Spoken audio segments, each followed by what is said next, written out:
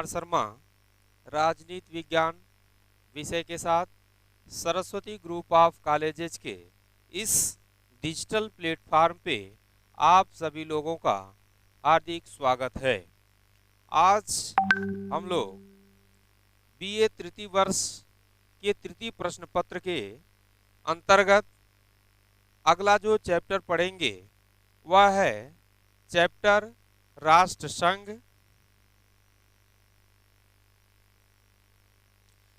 कल भी यानी कि इसके पहले हम लोग राष्ट्र संघ ही पढ़े थे और राष्ट्र संघ की उत्पत्ति के कारण और राष्ट्र संघ के प्रमुख सदस्य देशों की संख्या क्या थी, सदस्यता किस प्रकार की होती है, इसके संबंध में पढ़े थे।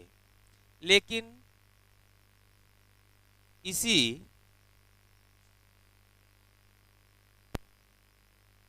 चैप्टर के अंतर्गत अगला जो टॉपिक है हम लोगों का वह है राष्ट्र संघ के अंग।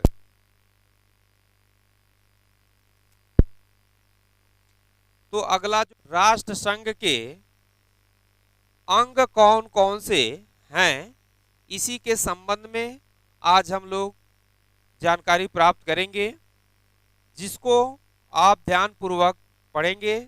जो भी महत्वपूर्ण चीजें हैं उसको नोट करने का भी प्रयास कीजिएगा। तो ये जो चैप्टर है, इस चैप्टर का उद्देश्य आज क्या है, वह है राष्ट्र संघ के अंग और कार्य की जानकारी। इसके साथ साथ कि मतलब राष्ट्र संघ के प्रमुख अंग कौन कौन से हैं। जिस प्रकार से संयुक्त राष्ट्र संघ आपने पढ़ा होगा तो उसमें भी है कि उसके कौन कौन से अंग हैं। तो इस राष्ट्र संघ का भी जब निर्माण किया गया था तो निर्माण के दौरान इसके कौन कौन से अंग थे उसके संबंध में, इसके साथ साथ राष्ट्र संघ का प्रमुख कार्य क्या था, इसकी जानकारी हम इस टॉपिक के अंतर्गत प्राप्त करेंगे। देखिए, राष्ट्र संघ के अंग यहां आपको दिखाई दे रहा होगा कि राष्ट्र संघ के प्रमुख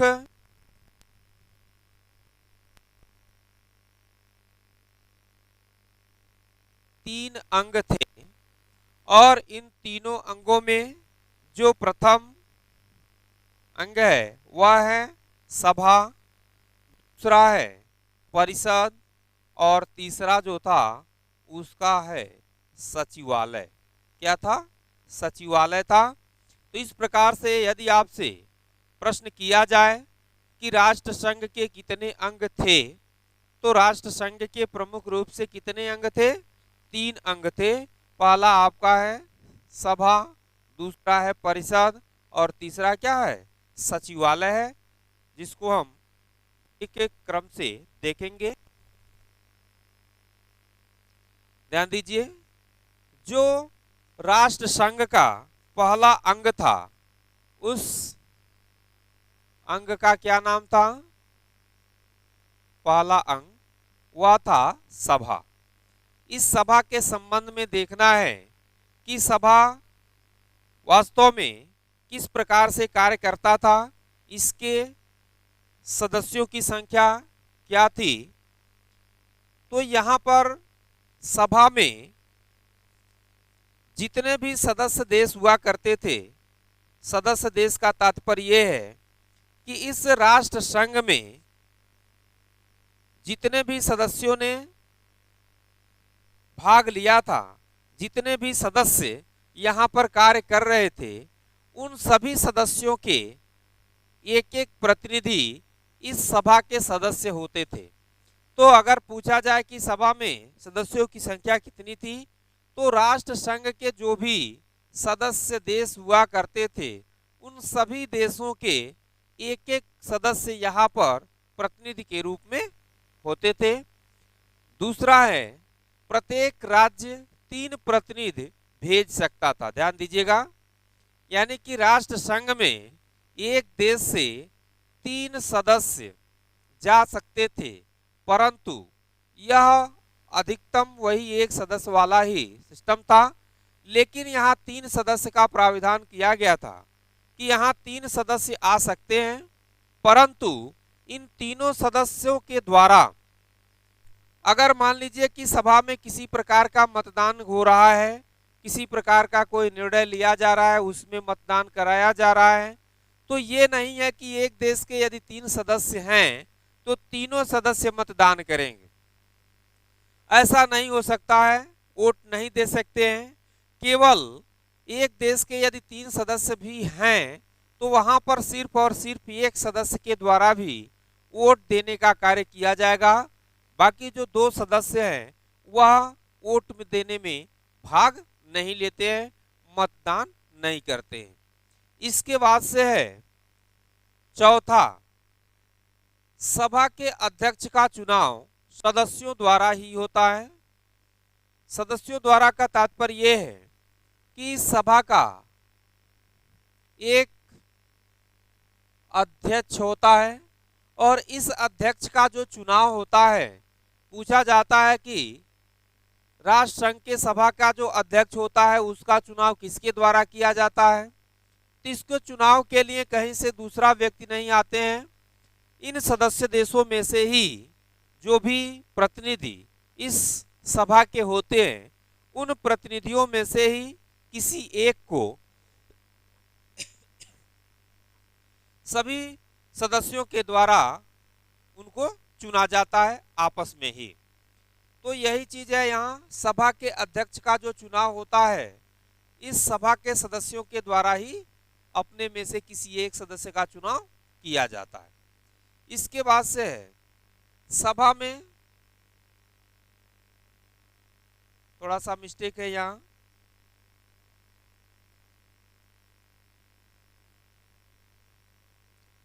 सभा के कार्य को है, यहाँ ये थोड़ा सा गलत हो गया है।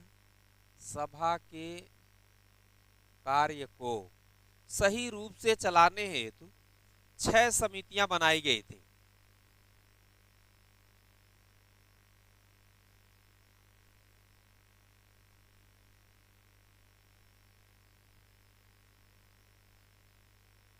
ध्यान दीजिए, कह रहा है कि सभा को चलाने के लिए 6 प्रकार की समितियों का निर्माण किया गया था, जिसमें पहला जो समिति थी वह समिति है संवैधानिक मामलों से संबंधित समितियां। संवैधानिक मामलों से संबंधित समितियों के द्वारा जो भी इस सभा के चैप्टर से संबंधित समस्याएं होती थी उनके समस्या का समाधान इस संवैधानिक मामलों से संबंधित समिति के द्वारा किया जाता था। इसके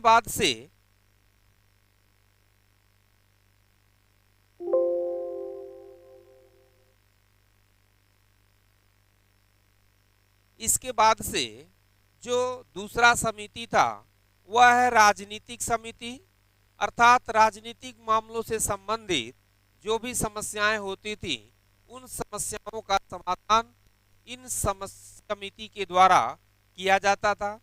अगला प्रश्न है अगला जो टॉपिक है सामाजिक और मानवीय मामलों से संबंधित समिति, अर्थात समाज में जो भी अव्यवस्थाएं हो या फिर मानव को लेकर के जो विवाद उत्पन्न हो रहा हो, इस प्रकार की समस्याओं को मानवीय मामले जो थे मतलब किसी प्रकार का सामाजिक जैसे हो गया छुआछूत हो गया, तो इस तरह का जो सामाजिक समस्याएं उत्पन्न होती थी मुख्य रूप से इस समिति के द्वारा उसका जो है कि कार्य किया जाता था। चौथा है बजट समिति।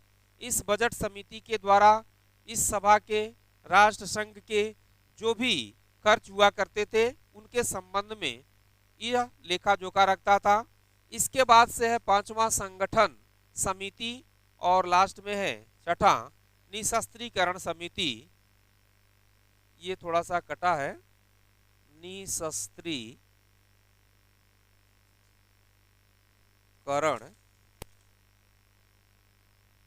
समिति। तो यहाँ आपसे प्रश्न बन सकते हैं कि राष्ट्र संघ के सभा में कितनी प्रकार की समितियां थीं, तो आप बताएंगे कि 6 प्रकार की समितियां थी। आप देख रहे हैं लिखा हुआ है कि 6 प्रकार की इसमें समिति हुआ करती थी। यहाँ पर राष्ट्र संघ में सदस्यों की संख्या कितनी थी, तो यहाँ जितने भी सदस्य देश इस राष्ट्र संघ के हुआ करते थे उन सभी देशों के प्रतिनिधि इसके सदस्य प्रतिनिधि होते थे। आगे देखेंगे,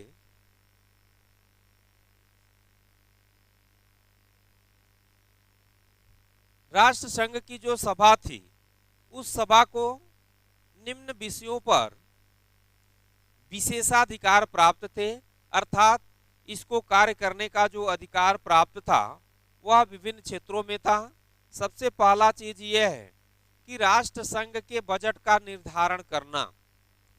किसी भी संस्था को, किसी भी संगठन को चलाने के लिए धन की आवश्यकता होती है और इस धन का जो निर्धारण करना था, अर्थात जो राष्ट्र संघ को चलाने के लिए धन व्यय हो रहा था, इसका जो निर्धारण था वह सभा के द्वारा ही किया जाता था, सभा के सदस्यों के द्वारा ही निर्धारण किया जाता था।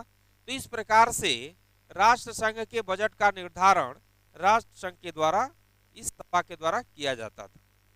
दूसरा, राष्ट्र संघ के अधिकार पत्र में संशोधन करना, अर्थात इस सभा को, राष्ट्र संघ को चलाने के लिए एक अधिकार पत्र का निर्माण किया गया था और इस अधिकार पत्र में अगर किसी प्रकार का कोई संशोधन करना है, कोई परिवर्तन करना है, तो वह इस राष्ट्र संघ के सभा के द्वारा ही परिवर्तन किया जाता था, संशोधन किया जाता था।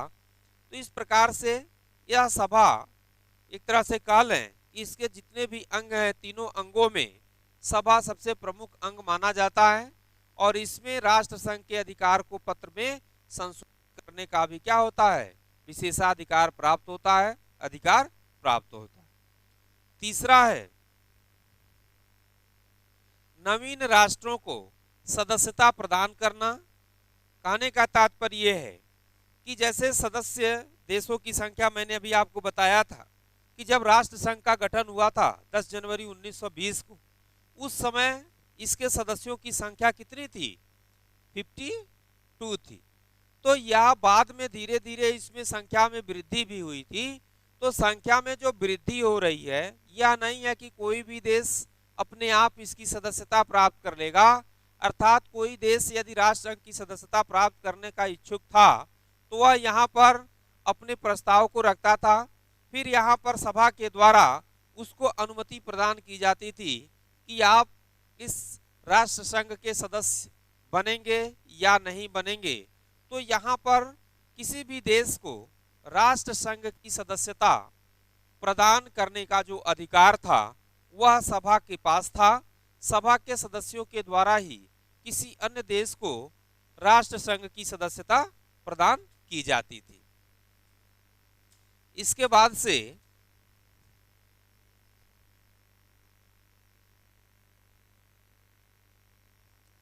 अगला जो टॉपिक है वह है परिषद के अस्थायी सदस्यों का करना। निर्वाचन करने का कार्य भी इस सभा के द्वारा किया जाता था। पांचवा जो विशेषाधिकार है वह है परिषद के लिए नामजद किए जाने वाले सदस्यों की पुष्टि करना। नामजद किए जाने वाले, यहां थोड़ा सा कटा हुआ है, सदस्यों की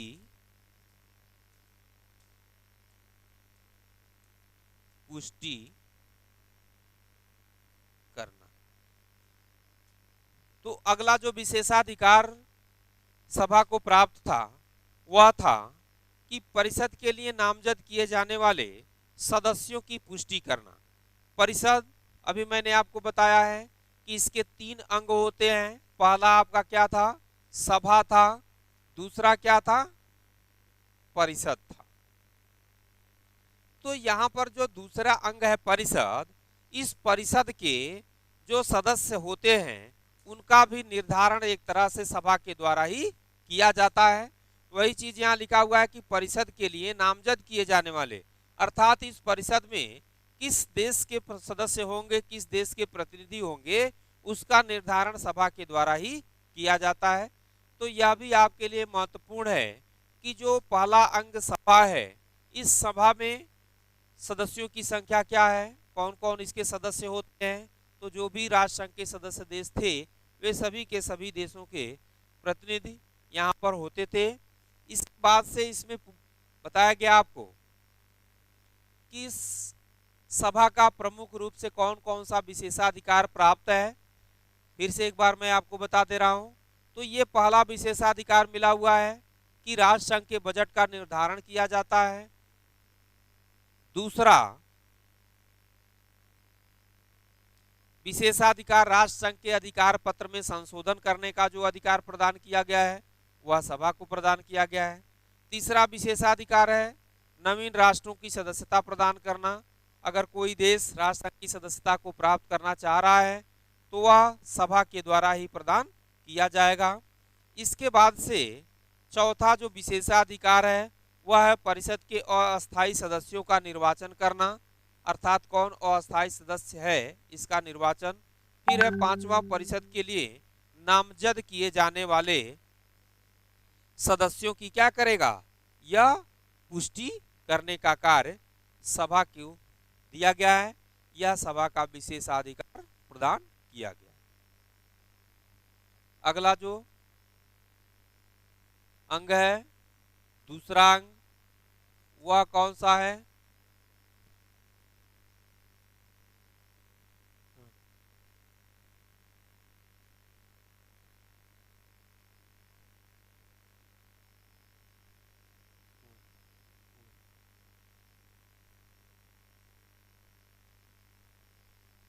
अगला जो अंग है वह दूसरा अंग परिषद है, जिसके संबंध में अब जानना है। कह रहा है कि प्रारंभ में परिषद के 5, यहां पर थोड़ा सा मिस्टेक है, स्थायी सदस्य देश थे, अस्थायी लिखा हुआ है, ये गलत है, आप इसको अस्थायी पढ़ेंगे। प्रारंभ में परिषद के 5 अस्थायी सदस्य देश थे। वह कौन कौन से देश थे, वह है पहला फ्रांस, ब्रिटेन, जापान, इटली और अमेरिका। लेकिन यह अमेरिका तो मैं आपको कल बताया था इसके पहले कि राष्ट्र संघ के निर्माण करने में अमेरिकी राष्ट्रपति वुडरो विल्सन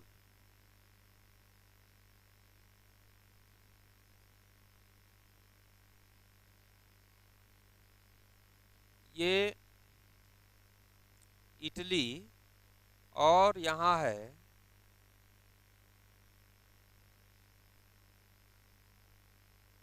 1 2 3 4, यानी कि फ्रांस, ब्रिटेन, जापान और इटली, यह अमेरिका इस राष्ट्र संघ का निर्माणकर्ता माना जाता है। इसने ही राष्ट्र संघ को जो है कि बनाया, अमेरिकी राष्ट्रपति वुडरो विल्सन ने।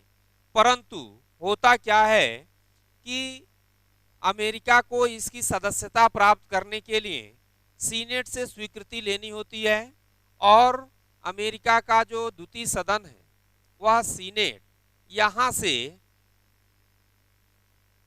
परिषद की सदस्यता प्राप्त करने की स्वीकृति नहीं मिल पाती है, और अंतोगत्वा इस राष्ट्र संघ का निर्माण हो जाता है, राष्ट्र संघ अपना कार्य भी करता है, और फिर से यह अपना जो है कि समाप्ति भी कर देता है।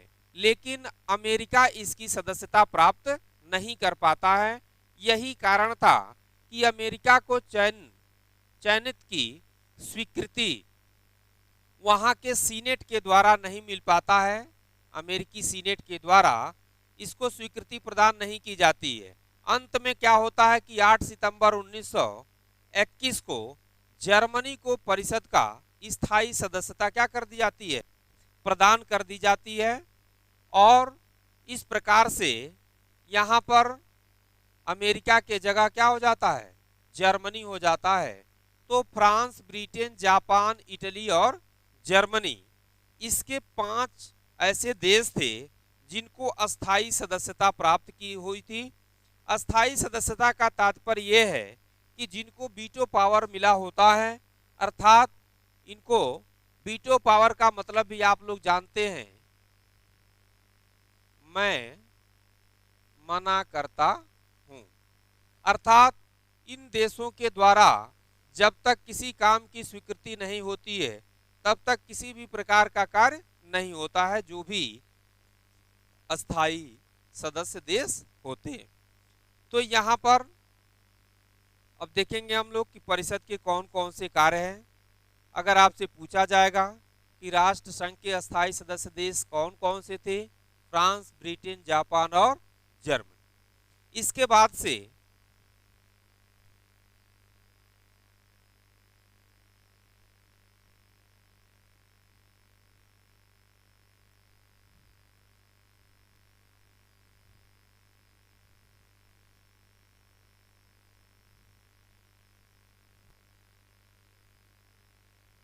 परिषद का मुख्य कार्य हम लोग देखेंगे कि जो परिषद था उसका क्या कार्य था। सबसे पहला कार्य अंतरराष्ट्रीय विवादों का शांतिपूर्ण ढंग से निपटारा। राष्ट्र संघ का निर्माण भी इसीलिए किया गया था कि आने वाले समय में किसी तरह का कोई युद्ध न होने पाए, आपस में शांति बना करके सभी देश अपने अपने देश के उत्थान में लगे रहें। और इस प्रकार से यह जो परिषद था, इस परिषद का यही कार्य था कि वह अंतरराष्ट्रीय विवाद यदि कोई उत्पन्न भी हो रहा है तो उसका शांतिपूर्ण ढंग से क्या किया जाए, निपटारा कर दिया जाए, किसी तरह का आपस में युद्ध की स्थिति न उत्पन्न होने पाए। तो ये पहला कार्य हो गया, अंतरराष्ट्रीय विवादों का शांतिपूर्ण ढंग से निपटारा। दूसरा कार्य है निशस्त्रीकरण संबंधी प्रयास करना। प्रथम विश्व युद्ध के बाद से निशस्त्रीकरण की बात सभी देशों के द्वारा किया जाने लगा कि सभी देश निशस्त्रीकरण को अधिक से अधिक बढ़ावा दें, आपस में एक दूसरे का सहयोग करें। लेकिन प्रथम विश्व युद्ध के बाद से जर्मनी के द्वारा इसका खंडन किया जाने लगा।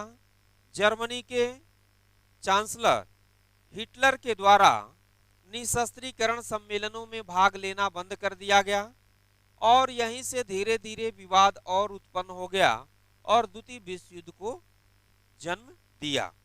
तो यहाँ पर परिषद का कार्य यही था कि निशस्त्रीकरण संबंधी क्या किया जाए, प्रयास किया जाए कि इसमें वृद्धि किया जाए।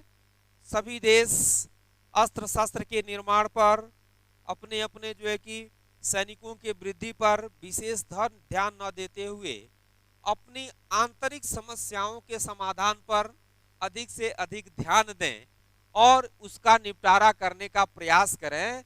यही परिषद का प्रमुख कार्य था कि वह निशस्त्रीकरण को अधिक से अधिक बढ़ावा दें ताकि किसी तरह के युद्ध होने की संभावना न हो। तीसरा जो कार्य था इसका परिषद का, वह है बाहरी आक्रमण से सदस्य राष्ट्रों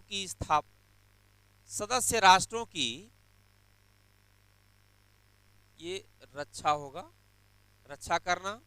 अर्थात जो भी राष्ट्र संघ के सदस्य देश थे, यदि उन सदस्य देशों पर किसी भी प्रकार से किसी दूसरे देश के द्वारा यदि आक्रमण किया जाता है तो इस परिषद का प्रमुख कार्य ये था कि उन सदस्य देशों की सहायता करें, उन सदस्य देशों की मदद करें कि आने यानी किसी प्रकार की उनको समस्या न हो।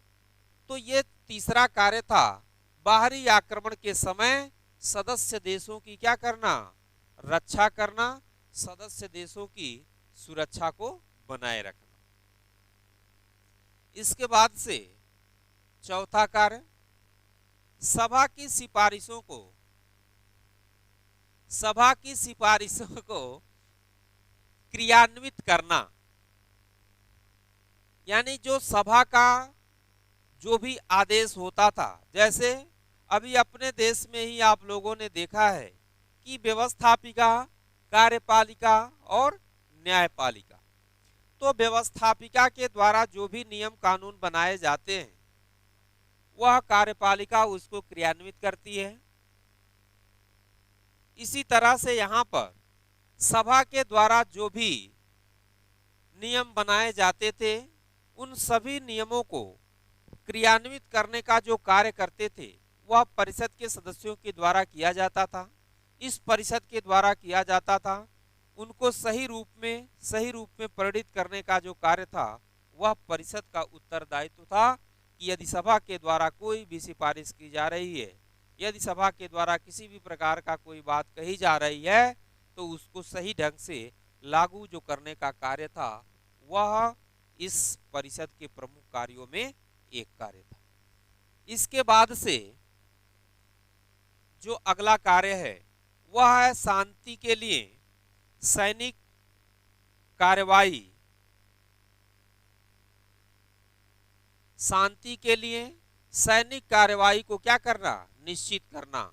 यदि मान लीजिए कि किसी देश के द्वारा अशांति का कार्य किया जा रहा है, उस स्थिति में उस देश के विरुद्ध युद्ध करने के लिए सैनिक कार्रवाई का जो कार्य है वह सैनिक कार्रवाई का कार्य भी परिषद के द्वारा किया जाता है, परिषद के द्वारा किया जाएगा। ऐसा प्राविधान इस परिषद के प्रमुख कार्यों में से था। तो इस तरह से हम कह सकते हैं कि जो राष्ट्र संघ है उस राष्ट्र संघ के द्वितीय अंग अर्थात परिषद के अंतर्गत इसको विशेष रूप से कुछ उत्तरदायित्व, कुछ जो है कि कार्य सौंपा गया है जिसको परिषद के द्वारा किया जाता है। इसके बाद से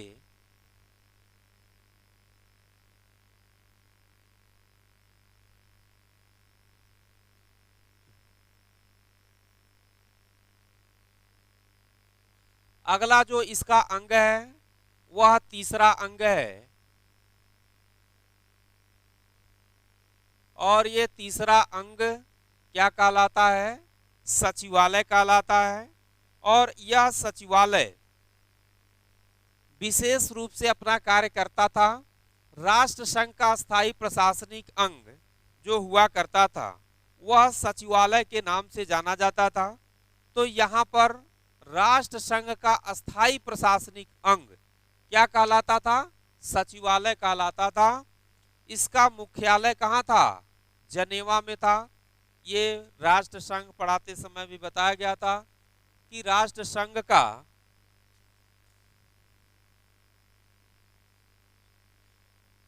संघ का मुख्यालय जनेवा में था। तीसरा है सचिवालय में 600 कर्मचारी कार्य करते थे। चौथा, इनका प्रशासनिक अधिकारी क्या कहलाता था, महासचिव होता था। इसके बाद से